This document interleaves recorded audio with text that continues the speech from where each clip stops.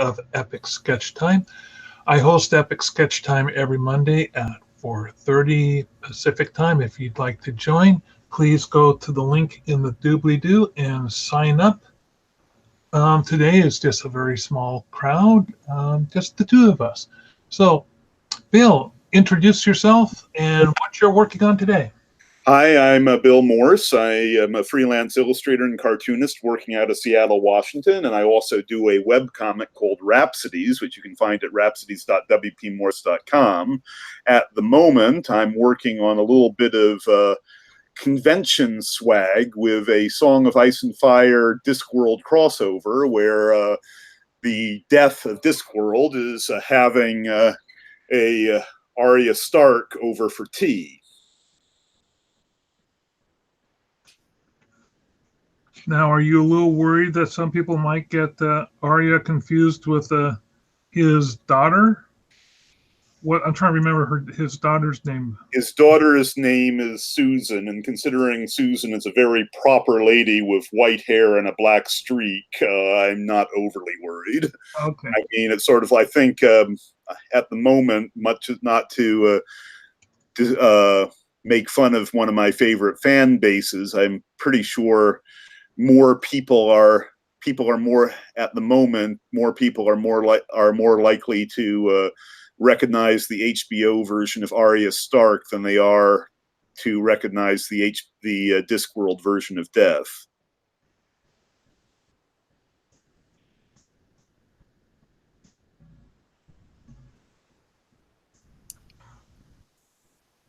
I keep forgetting that I'm inside Illustrator and not Photoshop. Can you imagine that? I know the blob tool is very good, but it's still not good enough for me to be taken in that way.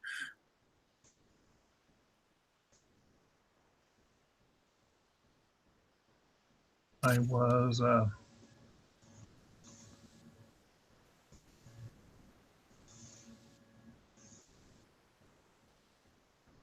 wanting to thicken up these lines, and I was looking to do it through select and expand the selection, but instead I'm having to go into line and then outline the line. I'm forgetting how to outline lines.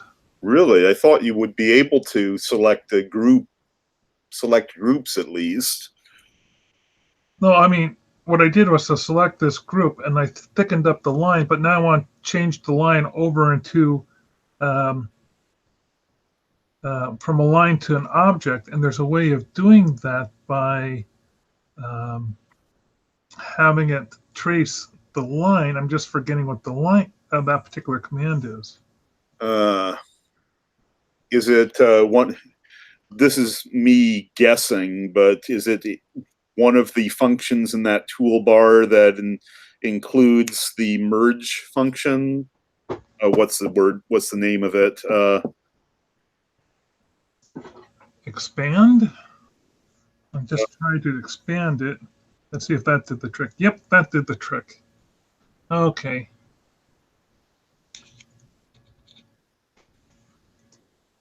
Now those lines are looking relatively the same weight.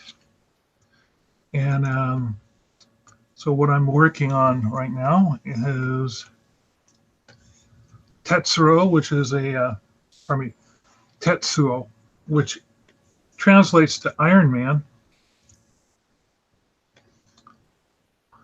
And as you might guess, this is the kanji for man, and this is the kanji for iron.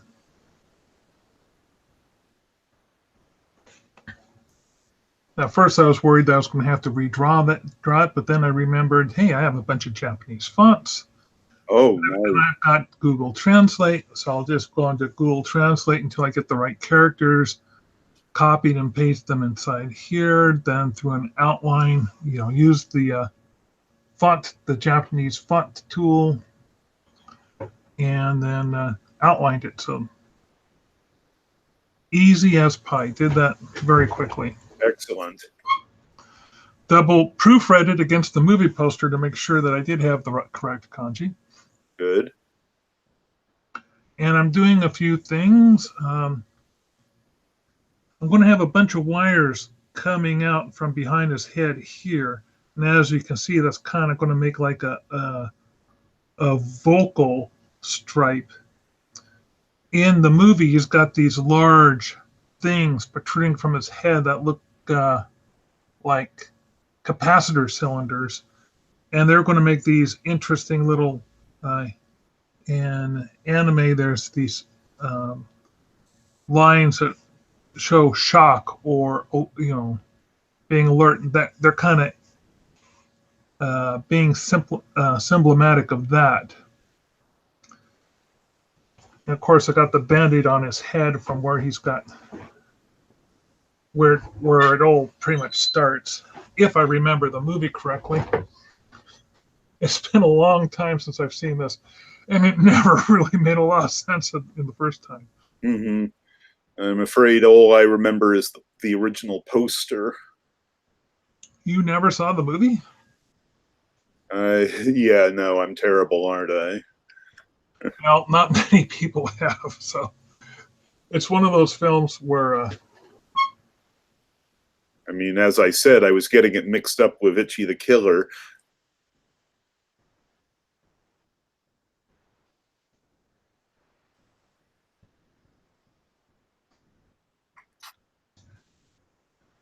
which is really different. Yeah.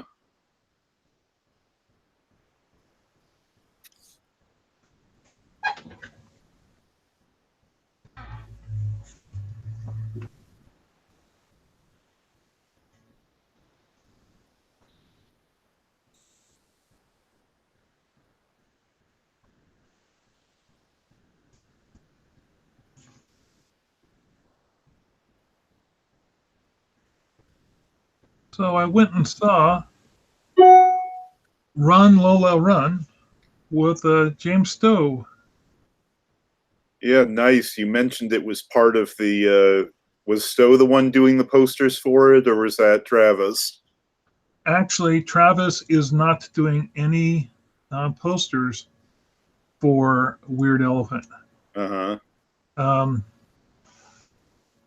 Though I do have a nice cabal of artists agreeing to do posters. So far, Stowe will be doing, let's see, what's the poster he's doing? He's doing Hunger, The Hunger. Okay. And that's that I have seen. Pardon me? That one I have seen. So that's for a thing called Queer Elephant. And there's another one for Queer Elephant called Priscilla, Queen of the Desert, a movie I absolutely love. Mm-hmm. And Genevieve Schwimmer is going to be doing the movie poster for that one. Nice.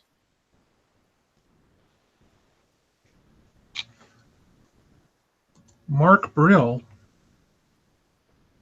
is going to be doing the poster for the marathon of Harry Potter films. Cool. I'd be interested to see what kind of image he chooses to put combine all 7. I think he's going to be incorporating various characters from various sections of the movies. I had was that a ping on my computer or a ping on your computer? I thought it was your computer, but let's see. Give me a moment. I need to double check and see what that is. I've been getting several friend inquiries on Facebook, but the banner art behind them have been blank.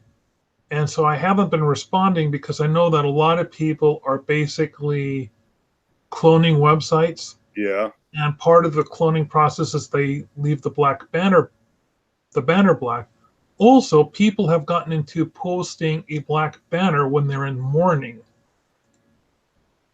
Oh, I'd never noticed that one. No, here it is. It's a I on Facebook, if you follow me on Facebook, Mm-hmm. everybody gets a slice of creepy cake on their Facebook book, and this was just a friend of mine, a designer in Tacoma called Christina Kitchens, and I posted her a creepy cake, and no, I posted a mutual friend of ours, a gal named Judy Schwind, and Christina Kitchens said happy birthday to her, and that's what that post was. Also, I'm getting some interesting comments on the dream I had. When I have dreams, I post them on Facebook. Really short ones. And today's dream was I dreamt a friend left clues on how to escape a deadly time traveling haunted house. Yeah, that was my dream last night. It would make for a really good book, I think. Mm-hmm. Because in my dream, various. Oh, Jesus Christ! That was explicitly not me. That was me. I clicked. You know how YouTube has videos that I don't know why I'll have the sound turn off on my phone, and then I'll accidentally click on a YouTube video on Facebook, and it starts blasting, even if I have the sound turned off on my phone, and it's annoying as all get out. So, Bill, I see here on Facebook that Cartoonist Northwest June workshop this coming Saturday Mm-hmm. is going to be about character design. Who's going to be leading that workshop? Unless we have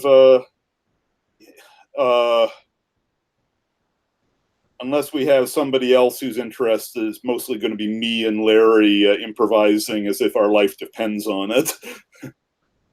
How did the workshop with the Travis Bundy go last week? That went really well.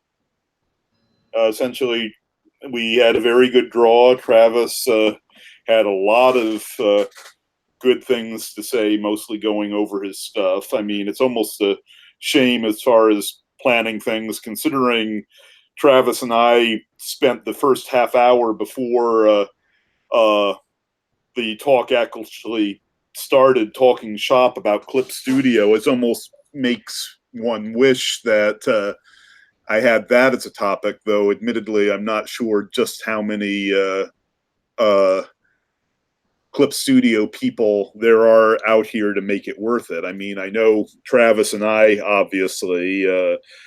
Scott Bowl is a fairly devout user of it, but it's hard to get him down here because of the whole it's a long way to Mount Vernon from here thing.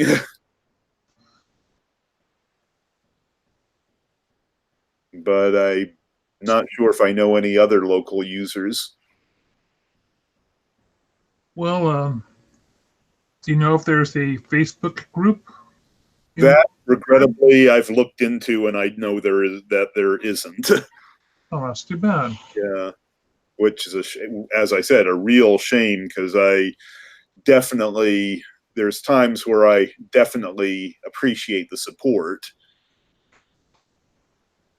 For example, one thing I've been trying to find an answer to, for some reason, when I got the new tablet, the straight line function, while it's working just fine in this computer, is not working on the laptop. And I'm still trying to figure that one out. Huh. Isn't that holding down the shift key? Yes, it is, and that's not working. Well, that is annoying.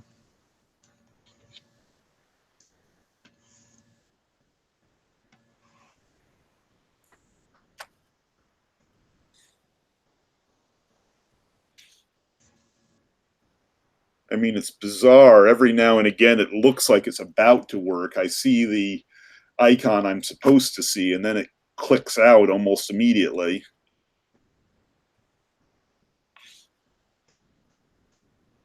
That is strange. I mean, it's not like I I mean, it's not the end of the world, because the reason I have this tiny tablet for my laptop is mostly to do editing jobs. I don't expect to ever create high art on my laptop, but still, because the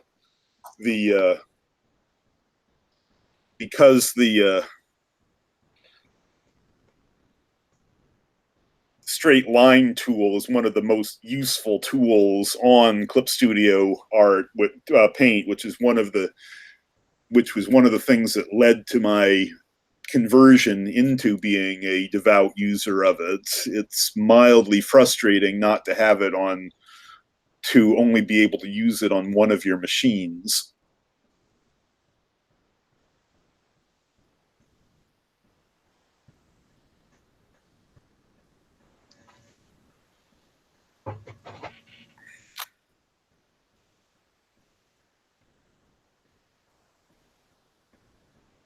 But otherwise, well, as I said, I'm still complaining I had to buy this at the last minute. This new tablet has much, much, much more control than the one I was replacing. Why don't you break away and show us the tablet for a moment? Or are you broadcasting on it? Oh, just a sec. Well, I do have...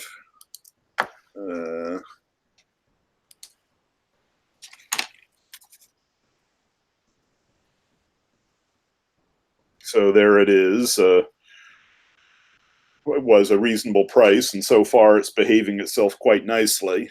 Oh, okay. So it is just a plain. It's not a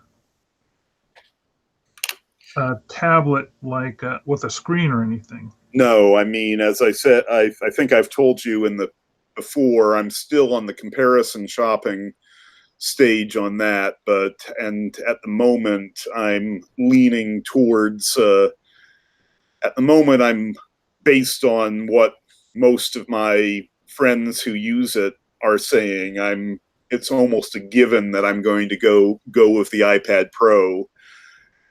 Really, not the Surface, huh? Well, it's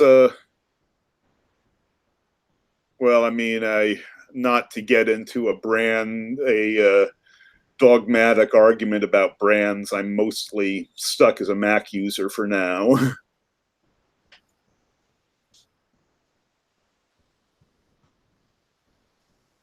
and so at the moment, the biggest pro argument I have is that it's cheaper than a Cintiq.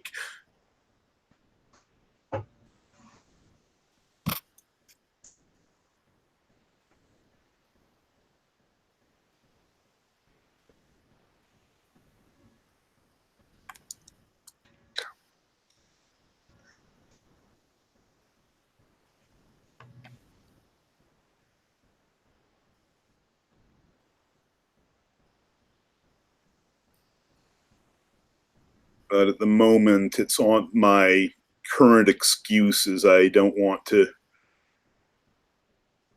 worry about it until I get home from Maine.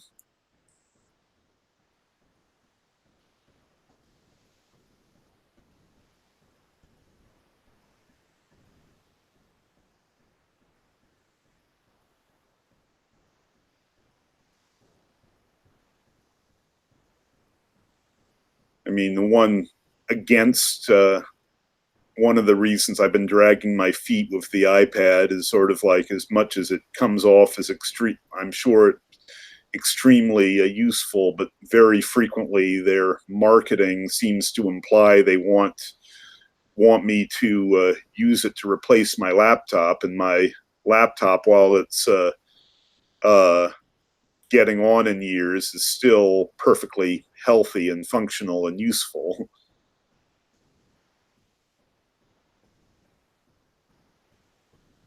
I thought I heard a rumor that the latest Apple monitor,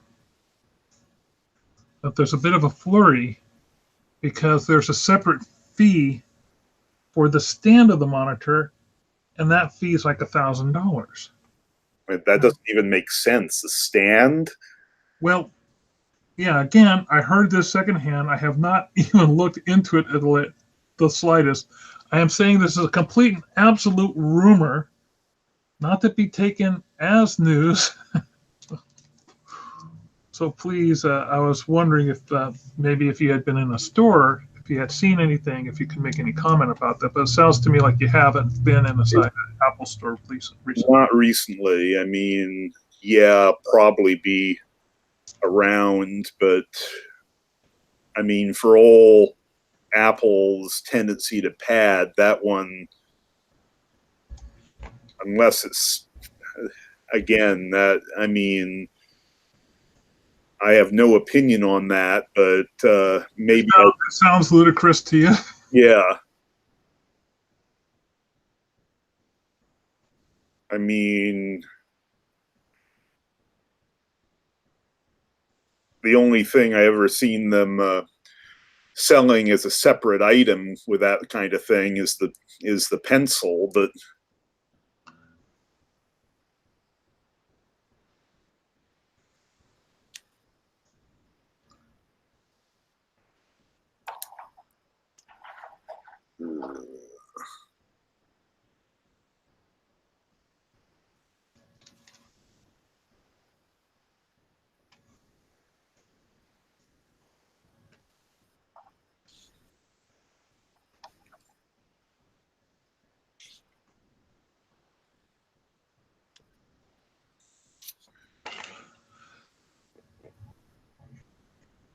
So when Wade Neal, the promoter of the Weird Elephant, yeah. commented, he announced that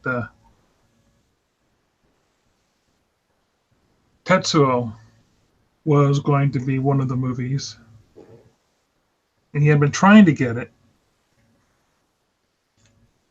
And I was kind of going, wow, I would love to do Tetsuo because it's with my history of traveling to Japan, my love of movies, and this is one of the first movies that really got into the Japanese foray into body horror. No, I know what you mean. It's I get that kind of with Swedish films quite a bit. So I thought, I got to draw the print for that one. But I don't have much time to do it because it's going to be coming out on the 29th. And I'm one of the people that made the rules that, you have to have your prints completed and printed 5 days ahead of time. So you're saying you have a 5-day deadline then? Yes, I basically have I gotta get this done by Friday. And I can't work on it over the weekend because I'm going to be doing SummerCon. And I don't have a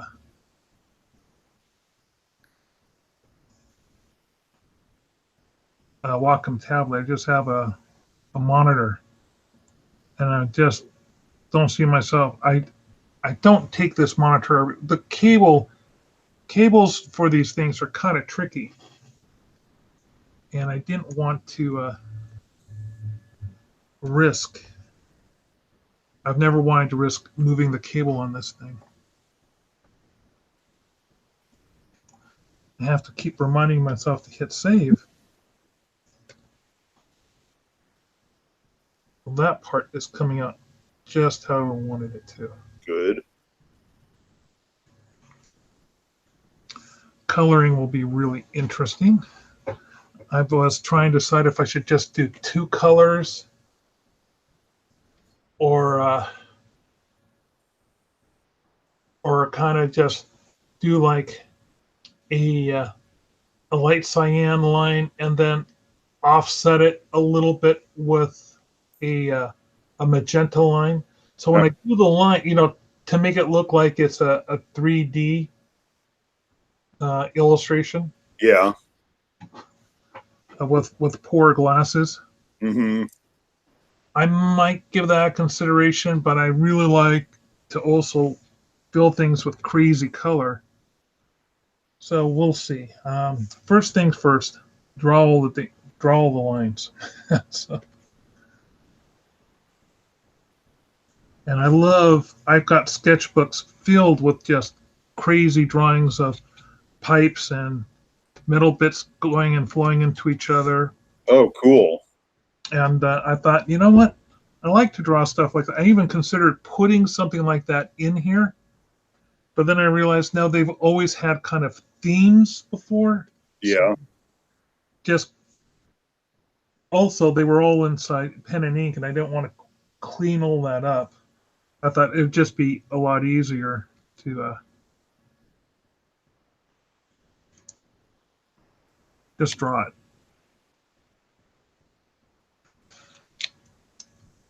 Yeah, I should do that more. Just draw? Oh, obviously I just draw, but I generally focus on people and animals. I definitely the whole drawing art. Just doodling for doodle's sake? Yeah, well, I do that too, but as I just told you my subject matter, but considering a lot of the projects I have on my to-do list, a lot of the whole practicing with the machinery is probably a good thing. What I meant by doodles was just drawing irrational shapes. Ah. Just completely free form, no logic to it, no theme to it. I got lots of sketchbooks filled with stuff like that.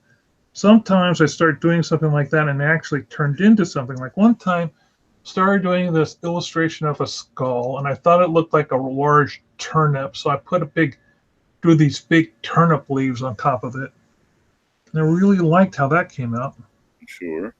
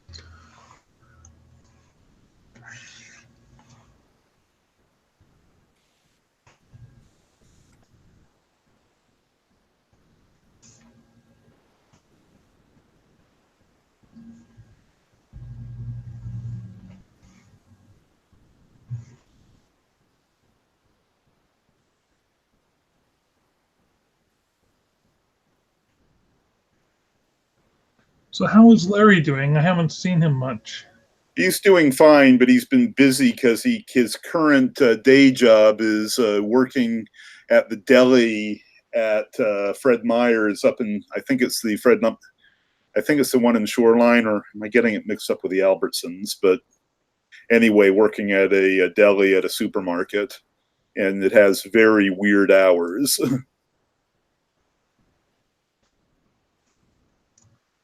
Or more accurately, inconsistent hours.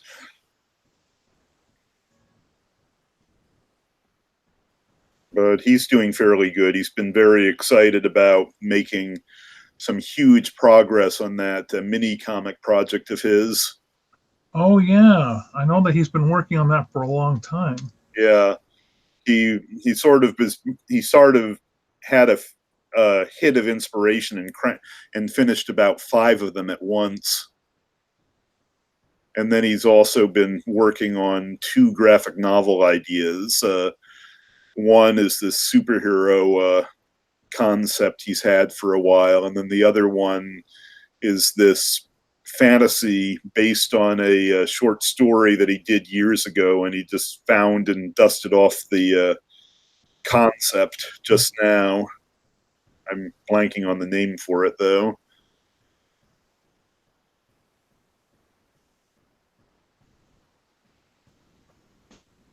I'm not liking this little bit right there.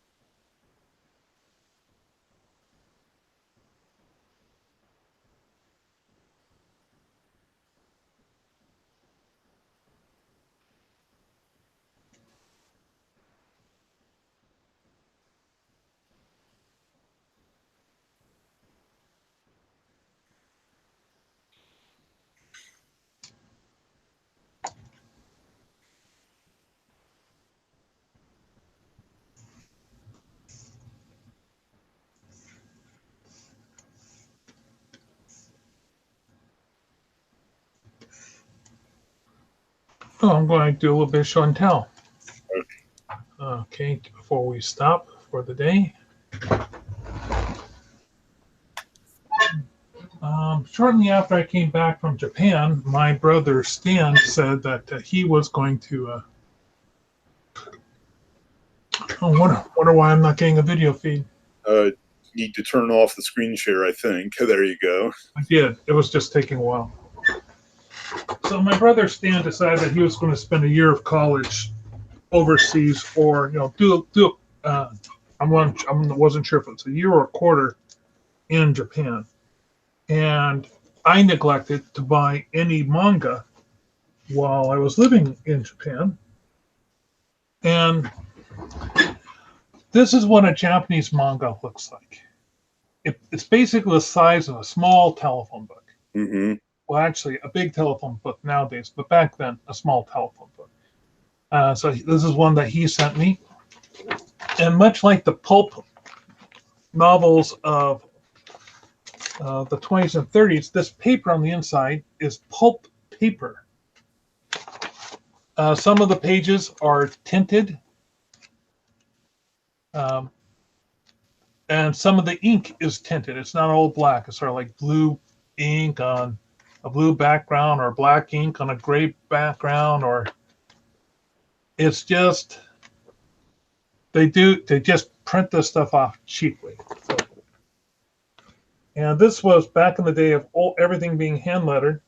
They would use, of course, mezzotints or rub-on textures, but a lot of these were hand drawn. And you can tell that from the print quality, if you get really closely to these textures, I don't know how well that's coming off. Like, say, on that guy's suit there, that's like a flat 30% fill with a fairly tight dot pattern. And you can see how the ink gets a little blotchy because it's spreading out.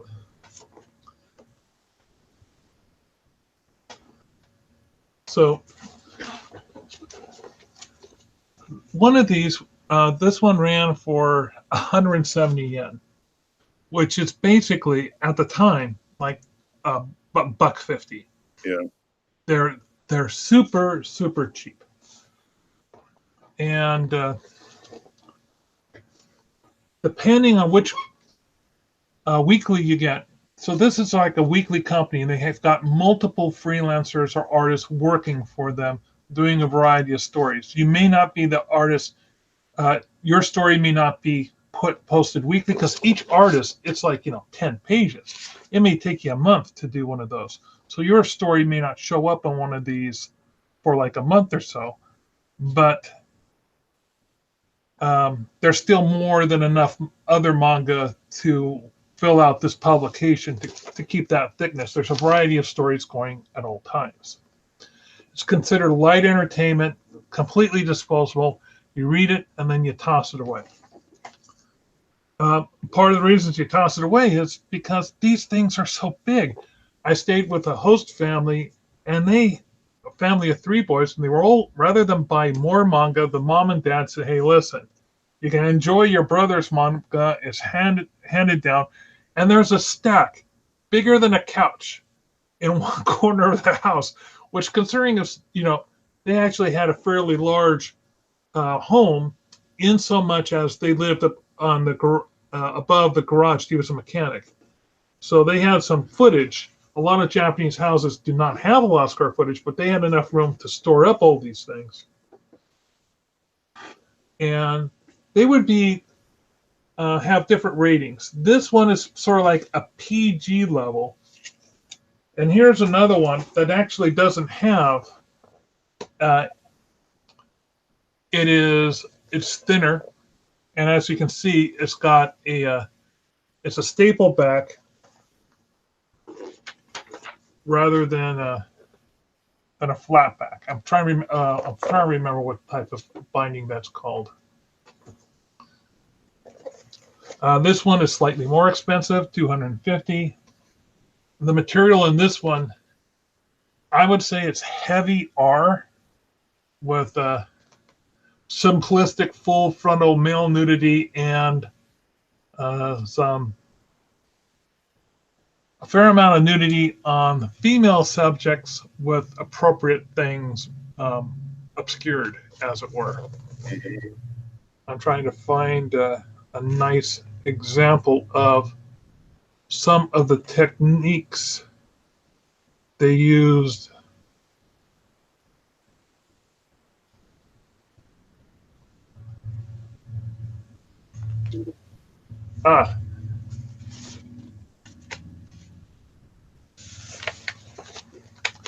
So see how this gradation here goes from light to dark? That's actually a mezzo tint that's designed to do that. Japanese manga artists would have a variety of tints with different types of effects that they would lie down and use as either rub on or peel on. Here's a good effect. So they would rub the material on, and then to get the split, so this would be, they would apply this, and then they would, with the X-Acto knife, scratch off the dots on the tint of film to get this desired effect. Yeah. Is that bottle, would you think that bottle was clip art by the look of it? Nope, the bottle is not clip art. But what they did do was they had a piece of cylinder mezzotint, and then to get these lines, those were scraped off with an X-Acto knife. So he wanted to get a nice precise look going there. The same thing was done with the glasses to get a nice water effect. And I love what they did on this guy's head here. I don't know if this is coming across, but they're using a much larger dot pattern here on the back of his head than the dot patterns in the background to kind of give the fact that he's closer to you, therefore the dots have to be bigger. Wow.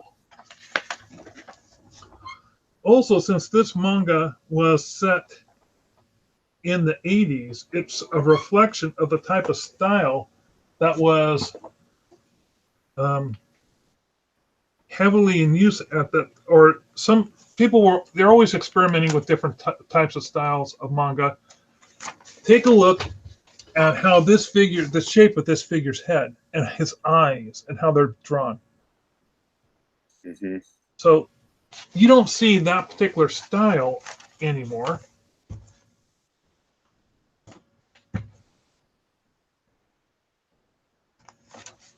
And here's a nice shot of all their classmates. And the eyes are basically just large round dots. Much different than the type of eyes that you see now. The very cute multiple iris looking eyes. Oh, take a look. This is Dragon Ball Z, very early on in the game. Yeah, that looked like his style. I mean, I always... Back when Goku still had his tail. Take a look at that. Mm-hmm. Anyway, so, yeah, as a matter of fact, it's just called Dragon Ball. It's not even called Dragon... Yes, it's called Dragon Ball, not Dragon Ball Z. Yeah, because Dragon Ball Z is just the anime, isn't it? Yeah, I think that's what it is. Oh, you gotta love comic ads. Get your ninja outfit, your nunchucks, your stealth slippers. Just absolute wonderful stuff. Nice to know that we're not the only one who get people who get inundated by that kind of stuff. For some reason, it's the X-ray glasses that stick in my mind.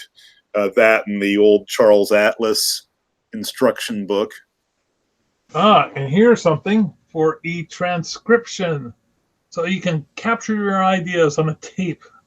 So that's kind of dating things a little bit. Anyway, sir, it is it's now 5:30. We have come to yet another episode, at the end of another episode of Epic Sketch Time. Thank you, Bill, for joining me from Seattle, Washington, and I'm Mark Monlux from Tacoma, Washington. Please join us next week for another episode of Epic Sketch Time. Yep, have a good one. Thank you, Bill. I'll talk to you later.